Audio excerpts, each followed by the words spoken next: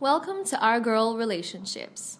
On this channel, we talk about problems people face in their day-to-day lives. Let's start with a video. I've been dating a boy for a couple of years, and we are head over heels for each other. We were introduced by a mutual friend, and we quickly became friends and were already dating within a few days. He got a job in New Jersey, so I suggested that we both relocate there. My parents were unaware of my relationship at first because I had decided not to tell them until I was certain. Later, I revealed that I was dating and introduced him to my boyfriend before we relocated to New Jersey. Everything was going well, and we were glad to be together, especially since we had moved to a new location. There was a friend of mine in university, and we had a great time together. He called me one day and told me that he needed to talk and it was something very important. I told him that I had moved out of state and was now in New Jersey because my boyfriend had got a job there.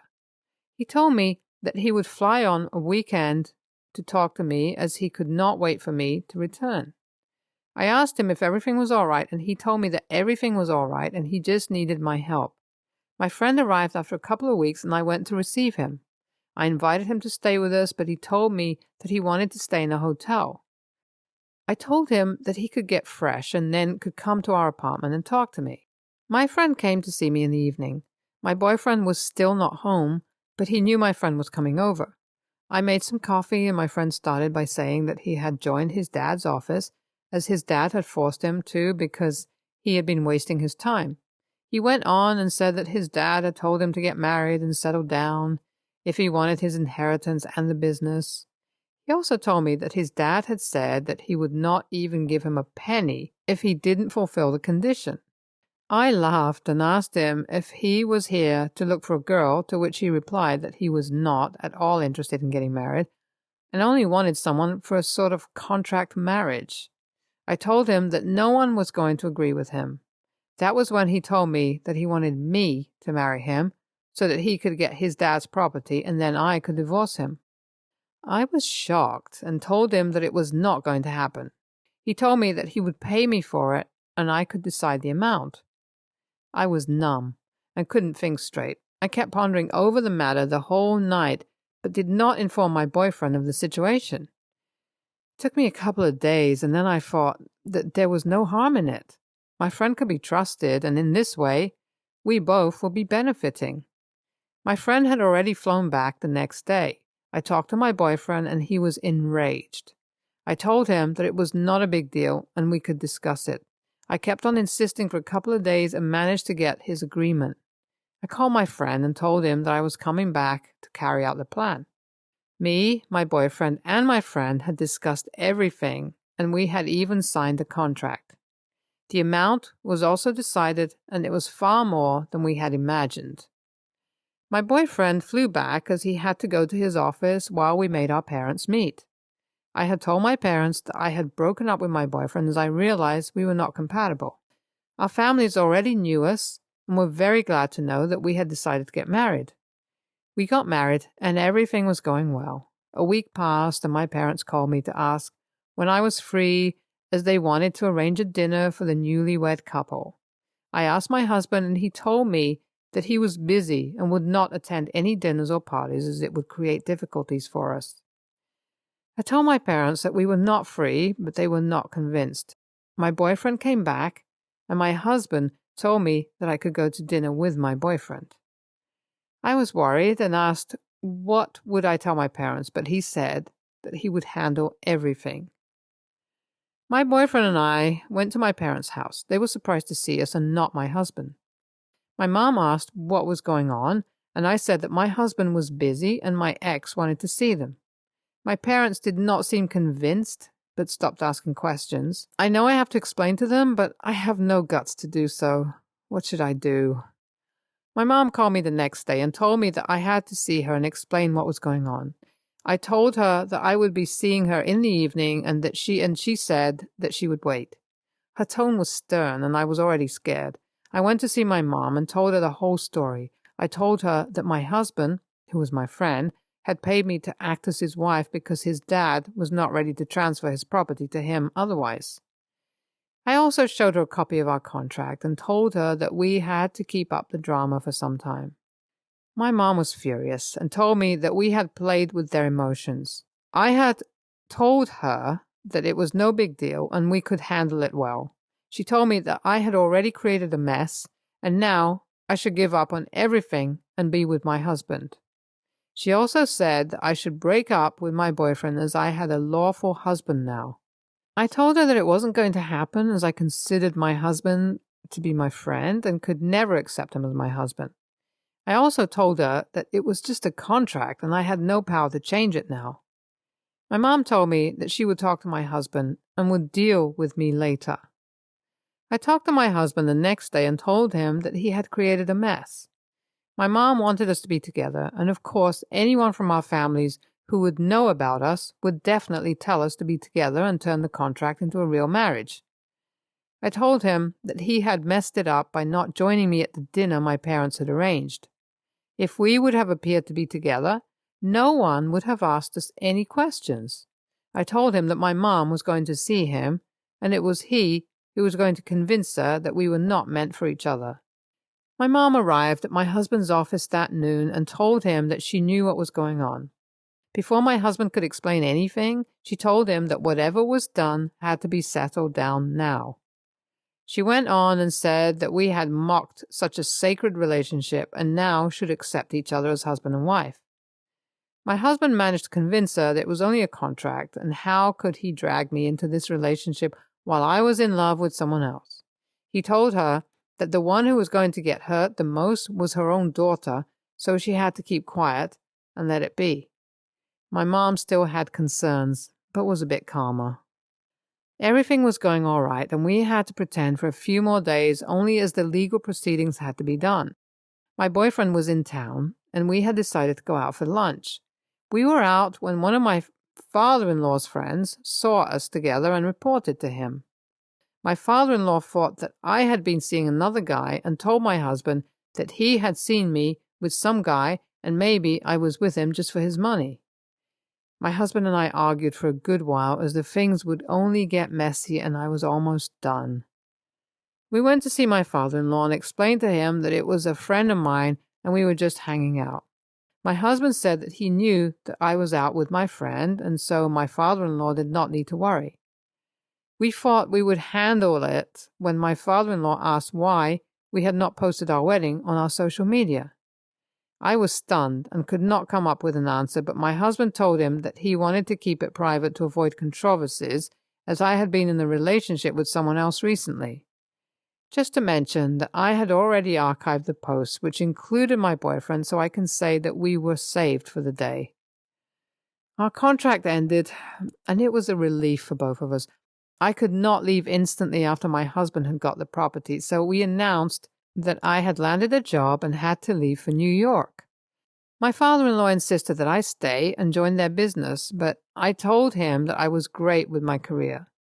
I left almost a month later, so it might not look obvious.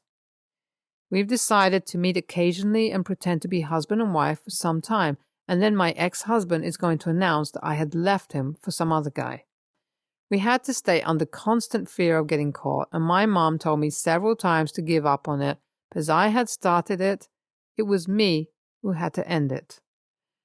My ex-husband paid me well, and that is what makes me glad that I did it. I know you guys are going to judge me, but who cares, to be honest? NTA, that was risky, girl. Your father-in-law appears to be a powerful man who could get you in trouble, but you should be proud of yourself for handling it like a boss. If you were serious about it, you should have been more cautious, and bringing your boyfriend to dinner was ridiculous. It was also a bad idea to hang out with your boyfriend while on a mission. You could be easily caught if you do not remain vigilant. YTA, I've read the comments, but can anyone explain why this woman is being praised? I mean, she deceived or aided someone who was cheating on his own father. How could her boyfriend have allowed her to do that? Just for the money? This demonstrates how values dwindle with each passing day. OP had no problem being accused of cheating to call their marriage off in the end. Pathetic. Next story. One of my husband's best friends is getting married in Europe this summer to someone we have not met. The engagement has been only a few months, and we were given less than 3 months' notice of the wedding. Because it's peak travel season, post-COVID travel craze, high gas prices, short notice, etc., everything is so expensive, and doing the trip as cheap as possible for a week for the both of us would cost upwards of $7,000. We can't afford this. My husband thinks he has to go because it's one of his best friends and he was in our wedding 4 years ago. He thinks he's going to go alone with another friend while I stay home with our 2 children, 3 and 1. Am I the a-hole for saying no bloody way? Here are some more nuanced details. 3 years ago, he quit his job for a career change where he needed to go back to school for 1 year. The cost was $100,000 and now requires 2+ years of training where he makes roughly $500 a month, aka nothing. He is 2/3 of the way done with training. While I do agree it's our money, I am the breadwinner. My job provides basically all of the income being brought home. And I work a job I have no passion for because it's stable, supports our family, provides benefits, etc., while he works on his training and can be qualified to get a stable job sometime next year. We sold the house I bought before we were married and moved in with family, haven't gone on any trips, watch every dollar we spend, etc., to afford for him to pay for school and to be able to do his training. I am the default parent 99% of the time and keep our household running. Our children are fed and bathed, bring them and pick them up from school, etc. I'm a solo parent the majority of mornings and many evenings and weekends while he is completing his training. Our wedding was in the US and the friend maybe spent a total of $500 attending flight, Airbnb, suit. He didn't get us a gift. The wedding is very small. My husband is one of 3 friends invited. The rest of the people there will be family. My husband says the reason I am saying he can't go is because I am jealous. Yeah, I am jealous. I haven't traveled in years, which I love doing. I sacrifice so much for him to follow his dreams, and he wants to pull a significant amount of money out of our dwindling savings to leave me alone with both kids for a week while he gallivants with friends through Europe. This is messed up, right?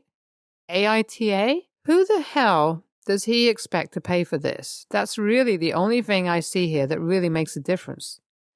Let me explain. It already seems like he's not doing jack shit as far as raising the kids and keeping up the home. As selfish as he's already being, there's not much of a difference in that regard. He's bringing home $500 a month. As a grown-ass man, he should be ashamed of the miserable pittance he's bringing home. That being said, the cost of this trip will probably mostly come from what you contribute to the household income. And again, he should be ashamed to ask this of you. No, you're NTA. But I feel like if he's insistent on going, you should tell him to ask his friend if he can join their marriage and serve him divorce papers. NTA because you cannot afford it. Was this a cheaper trip to another state and you had the funds but didn't want to? I'd have a harder time voting the same. Your husband is focused only on the fact that you are jealous, and damn right you can feel that. But perhaps it's time to sit him down, have him do a complete budget, and realize he's being a financial drain on the family already, and he doesn't get to take a pickaxe to the sink for a buddy's wedding. What's going to be given up for $7,000? The kids' daycare? Food? Even less contributed to the family home? More taken from your assets? The balls of him to even think that this would be a possibility with his lack of income. Wow. Next story. My husband and I have been married for 2 years and have 5 children. His daughter from a previous marriage, 16, my 2 sons from a previous relationship, 13 and 15, and 2 children together, ages 3 and 1. My husband's daughter lived primarily with her mother until she was in 8th grade. when she was offered a scholarship to go to a very good boarding school for high school. I've never agreed with the idea of sending teenagers to live away from family, but her mother and my then fiancé agreed that it would be beneficial for her. They drafted a new custody agreement to reflect the new school schedule. My husband moved out of state, so he always has summers and holidays anyway. When I married my husband, I thought that she would be just a day boarder, which seems better than full-time, so I let it go. By the time I learned the truth, 2020 was in full swing, and removing her would have been safe even if she wanted to leave, which she didn't. Fast forward to 2022. She's 16 years old and a junior. I recently learned that her mother moved back to her home country 6 months ago and has been letting my stepdaughter manage her own money. This means that there's now not even a parent in the same state or even side of the country from my stepdaughter. She is completely independent in her day-to-day life. My stepdaughter has every weekend unsupervised to do whatever she pleases and independent access to not only multiple major cities, but is only a day trip from another country that she has dual citizenship with. I've seen Facebook posts of her just going to art shows in other states without her having even pretended to ask one of her parents for permission. This isn't acceptable. It's not okay for a teenager to just go live her life on her own, especially to this degree. We have 2 sons that are only 1 and 3 years behind her, and they're starting to see the double standard as well. I would never let any of my kids do the things that my stepdaughter is doing. She's my child too, and this needs to stop. She needs to change schools to be either with her mother or with us and be part of a family. My husband says that it's different because she was raised differently and is just more responsible. But that's bull. If he actually thinks she's not being a normal 16-year-old with that level of freedom, he's lying to himself. My stepdaughter loves her school, of course, and is very resistant to changing schools for all of 1 year of high school to leave her friends, and no doubt doesn't want to actually have rules. I'm still pushing the issue, and now my husband and stepdaughter are mad at me for trying to change the status quo. The boys are mad at me for having double standards, and other family members are mad at me for either over or understepping in my role. AITA? YTA. She's at boarding school and doesn't need to ask permission to see art shows. You're being dramatic, and she's not even your child. On top of that, you're controlling. You're acting as if she's getting drunk and high every night and interacting with bad people her age or older. Calm down. You have no reason for her to change schools, and you're overstepping your role. Her parents already created a plan, and you have to respect that.